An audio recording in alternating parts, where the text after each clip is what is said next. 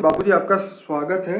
और आज जो मेरा क्वेश्चन है, क्या निराकार परमात्मा निर्गुण है, कर्मातीत है, भावातीत है, अकर्ता है, परमानंद, निजानंद, नित्यानंद स्वरूप कब और ये क्या होता है? ये हमें बताइए कि निराकार परमात्मा रियलिटी में उसके गुण क्या क्या है।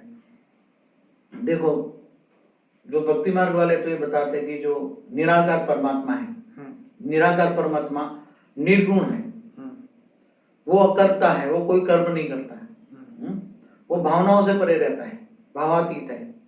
तो उसका एग्जाम्पल दूंगा। भावातीत का मतलब ये बताया कि जब धरती पर यहाँ अर्ध प्रलय होता है ना, सतयुग त्रेता द्वापर कलयुग पूरा होने पर अर्ध प्रलय होता है ना, तो अर्ध प्रलय होता है तो यहाँ तो नीचे ये विनाश विनाश विनाश त्राहिमम त्राहिमम होगा ना। अर्ध प्रलय में तो सब मनुष्यों का विनाश होता है, त्राहिमम त्राहिमम होगा। अगर वो ऊपर से देख रहा है तो ये विनाश देख पाए, अगर भावनाओं में होगा तो देख पाएगा। आप सोचो पहले, अगर वो भावनाओं में होगा तो देख पाएगा नहीं देख पाएगा। तो ये तो एक तो अर्ध प्रलय हुआ, फिर टोटली प्रलय 71 बार अर्ध प्रलय होते हैं, तब एक मनवंतर होता है। तो मनु शत्रुघ्न का टाइम पूरा होता है धरती पर 71 टाइम्स अर्ध प्रलय होता है, फिर पूरा धरती पर प्रलय होता है। तो धरती पर पूरा प्रलय हो जाएगा तो वो देख पाएगा क्या? ऐसी तरह 14 मनवंतर होने पर कल प्रलय होता है तो भूलोक, भूगुरुलोक, स्वलोक तीनों लोग खत्म कर देता है। ये विष्णु का कार्य है। विष्णु सूर्य में प्रवेश करके 12 सूर्य की अग्नि पैदा करता है और वो भूलोक भूगुरुलोक जलाकर भस्म करता है। तो क्या वो अगर भावनाओं में हो तो देख पाएगा? उसको तो सत्यम शिवम सुंदरम कहते हैं, निराकार का ही गुण है ये। चाहे लोग निराकार शिव कहे या निराकार परब्रह्म परमेश्वर कहे, जो उसको नाम दे, क्योंकि निराकार ही सब कुछ है। समझ में आया? सारा आकाशीय रिकॉर्ड नीचे से ऊपर तक जाता है। तो अगर वो भावनाओं में नहीं है तो भावातीत रहता है, वो करवाता। भावातीत रहते कर्म करवाता है, इसलिए अकर्ता बोला उसने। वो ब्रह्मा द्वारा सृजन, विष्णु द्वारा पालना और शंकर द्वारा विनाश करवाता है। समझ में है? तो जब विनाश करवाएगा तो विनाश देख नहीं पाएगा ना, इसलिए विनाश, क्योंकि ये जरूरी होता है कि जैसे किसी का पैर है, पैर वो उसमें बहुत खराबी आ गई है, तो सर्जन के पास जाओगे तो बोला नहीं, ये पैर कटवाना पड़ेगा, बिल्कुल, तभी तुम बच पाओगे ना। सही बात। तो ये बात जो ब्रह्मांड का 3 लोग खत्म करना पड़ता है, नहीं तो ऊपर ये सड़ते सड़ते सड़ते चौथे लोग ब्रह्मांड खराब हो जाएगा, 5वां लोग, 6ठा लोग, तो पूरा ब्रह्मांड खराब हो जाएगा ना। तो इसलिए 3 लोग, एक जैसे पांव तुम कटवा रहे हो तो तीनों लोगों को सफाया के फिर दोबारा सर्जन कराता है उसमें, तीनों लोग में, भूलोक, भूगुरुलोक, स्वलोक, तीनों लोग। तो एक कल्प प्रलय मतलब अर्ध प्रलय, प्रलय, ऐसे कल्प प्रलय तो हर कितने ब्रह्मा के 100 साल में कितनी बार अकर्ता बाबूजी क्यों कहा गया निराकार को? अकर्ता खुद नहीं करता ना, ठीक है, करवा खुद रेज मार के ब्रह्मा द्वारा सृजन, विष्णु द्वारा पालना और शंकर द्वारा विनाश कराता है। बाबूजी ये रेज मारने वाला कई लोग कमेंट लिखे थे यूट्यूब में, नीचे का वीडियो में, कि ये रेज मारना क्या होता है, लोगों को समझ आता है। मैं एक बात बताऊं, एक एग्जांपल दूं। आप पहले पुराने जो थिएटर देखते थे ना, तो नीचे आप बैठते थे तो ऊपर से वो रेज मार के नहीं पिक्चर दिखाता था, डिस्प्ले आता था वहां से, लाइट, एक लाइट क्या बोलते थे उसको, वो तो मुझे नहीं पता। नहीं, वो चलाते थे ना पिक्चर, प्रोजेक्टर होता है, हॉल होता है ना पिक्चर का, प्रोजेक्टर है, वो अपनी लाइट प्रोजेक्टर से पर्दे पे, लाइट पर्दा पर फेंकता था ना, तो वो तुम्हें दिखता था ना। ठीक है। हाँ, तो गीता का ज्ञान भी जो हमने बोला, राम और कृष्ण तो ऑलमाइटी अथॉरिटी के अवतार थे, मतलब साकार रूप थे ना। और साकार तो जब मृत्यु लोक में आते हैं 5 तत्वों की दुनिया में, उसको मनुष्य जैसे ही हो जाते हैं, साधारण मनुष्य हो जाते हैं ना। मगर उसको गीता का ज्ञान भी कृष्ण के द्वारा, जैसे ये उसके रिफ्लेक्टर के द्वारा, क्या बोलते हैं, प्रोजेक्टर के द्वारा ही उसको ज्ञान दिया गया, रेज मार के बुलाया। ऐसा है कि जैसे हम थिएटर में पिक्चर देखते हैं तो हमें पता नहीं है कि लाइट कहाँ से आ रही है, लेकिन उस प्रकाश के पर्दे को देख के हमें लगता है कि ये रियल एक्टिंग हो रही है, लेकिन ये नाटक है। दीवार पे कुछ भी नहीं, ना तो उसके अंदर कोई बंदे हैं ना ही कुछ है, लेकिन वो प्रकाश ही, माने एक प्रेरणा हम कह सकते हैं। रेज मारना मतलब प्रेरणा देना, उसको लाइट देना, उसको संकल्पों से वो डेटा ट्रांसफर करना, या जो भी हम कह सके, आजकल इंटरनेट का युग है। तो एक ये भी बात हो गई। तो अकर्ता की जो बात थी, वो खुद नहीं करता, दूसरे से करवाता है, बोला ना। और कर्मातीत का क्या मतलब? जब कर्म ही नहीं करता तो कर्मातीत? देखो, मैंने एक वीडियो में बोला है कि कोई भी कर्मातीत अवस्था में जब जाता है, जब उसको ये लगता है कि अब वो कर्म तो दूसरों द्वारा करवाता है ना, वो तो दूसरों द्वारा जो कर्म करवाता है तो उसके अंदर पावर तो उसकी जाती है ना, पावर देके वो करवाता है ना ब्रह्मा को। इसलिए ब्रह्मा हमेशा ब्रह्मा भी उसको याद करते रहते हैं ना, ब्रह्मा भी तपस्या करते हैं, पावर लेते हैं, डायरेक्शन लेते हैं। शंकर भी उसको निराकार शिव को याद करके पावर लेता है। या निराकार आकारी शिव शक्ति से भी काम कराता है ना, आकारी शिव शक्ति के द्वारा काम कराता है ना शिवपुरी से। तो माँ दुर्गा द्वारा बोलते हैं ना आदि शक्ति, आदि जगदम्बा से, या ब्रह्मांड की आदि जगदम्बा, उससे काम कराता है ना। तो जिससे काम कराता है तो पावर देता है, तो अल्टीमेट पावर लॉस उसको होता है ना। पावर लॉस उसको होता है तो जब जिस दिन वो महाकल्प प्रलय में वो सूर्य में प्रवेश करके पूरे ब्रह्मांड को वो समेट के फिर वो दोबारा अपने रचयिता महाशिव के पास पावर लेने जाता है ना, तो तब फिर दोबारा सर्जन करने की शक्ति उसके पास आती है ना। तो सर्जन अनंत कोटि ब्रह्मांडों का महाकाल प्रलय होता है ना, तो महाशिव की भी यही हालत है। महाशिव भी महाशक्ति द्वारा कार आता है, तो महाशक्ति भी महाविष्णु द्वारा, महाब्रह्मा द्वारा काम कराती है। समझ में?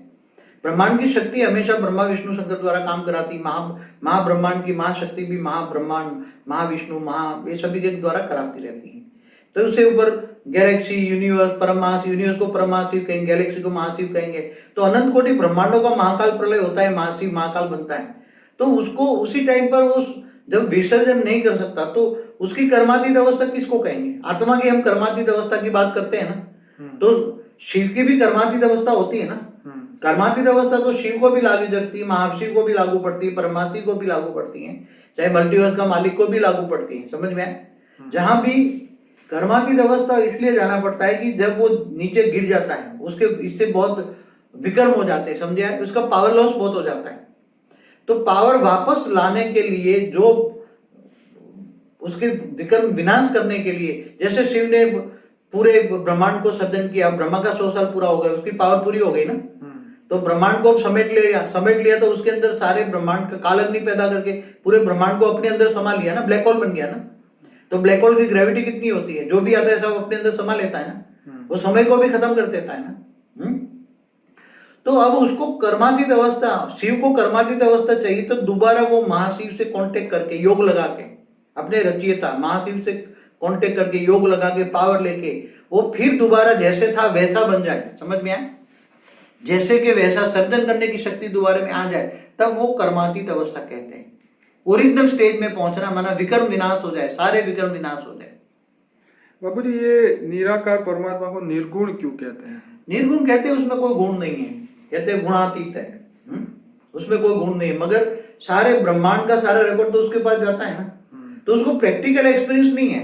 समझ में आए? जैसे मनुष्य दुख भोगते तो वो दुख का एहसास नहीं है उसको, ठीक है, मगर वो निर्गुण तो इसलिए कहते हैं कि गुण उसमें नहीं है कोई, मगर वो गुणातीत कहते हैं।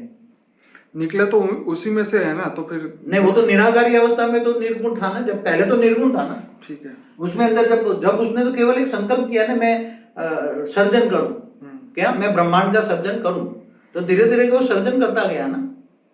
तो सर्जन करते हुए तो वो करवाता गया, तो उसके अंदर जो करवाने के लिए भी जो उसको एक्ट करनी पड़ती है, तो वो धीरे धीरे, मतलब वो निराकारी अवस्था में भी थोड़े गुण तो आ ही जाते हैं, मगर संपूर्ण निर्गुण नहीं कह सकते हैं। मेरा मतलब ये कहता है। बाबूजी, परमानंद, निजानंद और नित्यानंद वो के तो बारे में कुछ? हाँ, हर कोई आत्मा जब परम धाम में पहुंच जाती है तो ये सब नित्य आनंद में कब रहती है? क्या धरती पर नित्य आनंद में रह सकती है? नित्य मना हमेशा नहीं रह सकती। नित्य मना हमेशा, नित्य आनंद स्वरूप, निज मना खुद, निजानंद खुद आनंद स्वरूप, परम आनंद स्वरूप। परम आनंद कब होता है? जब आत्मा निराकारी बन के परम धाम में जाती, तो जीव से शिव बन जाती है, आत्मा से परमात्मा बनती है। समझ में आया? तब वो परमानंद स्वरूपम, निजानंद स्वरूपम, दिव्यानंद स्वरूप, ये सारे दिव्य स्वरूप के अनुभव कर सकते हैं। मगर मनुष्य हमेशा वो स्टेज बना ले, हमेशा। पर बाबूजी, धरती पे तो जैसे सुख और दुख दोनों ही चीजें हैं, सुखानंद और दुखानंद दोनों ही है, तो रियलिटी में क्या आत्मा निराकार परम धाम में जाके परमानंद स्वरूप को ही धारण कर दिए, या वहां पर भी सुख दुख आता है? नहीं, वहां सुख दुख से परे है।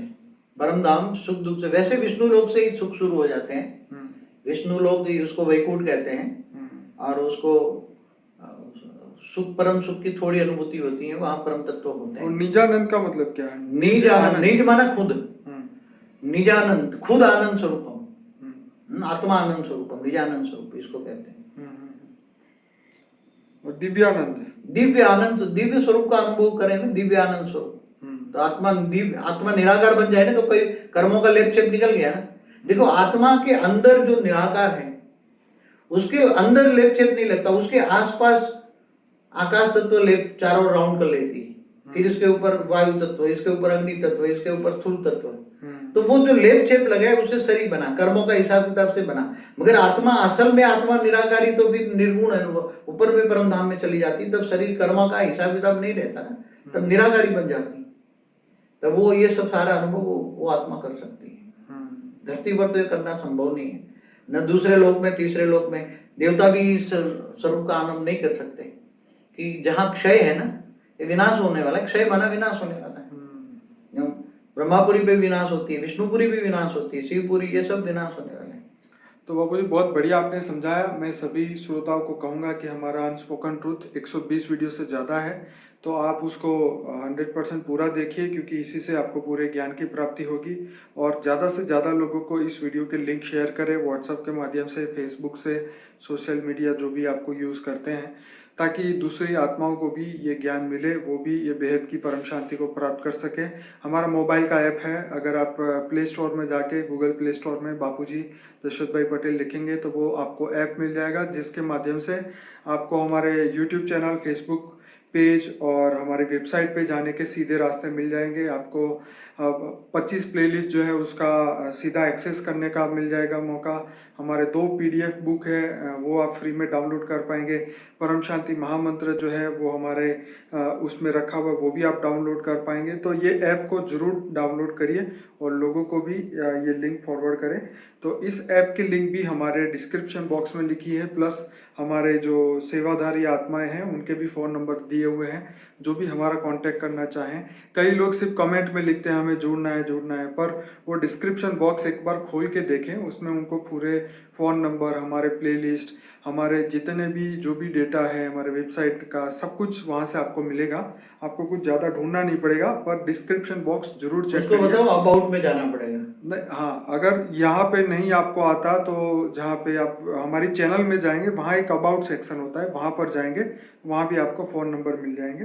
तो आप सभी लोगों का बहुत बहुत धन्यवाद। बापूजी आपका बहुत धन्यवाद। परम शांति। परम शांति।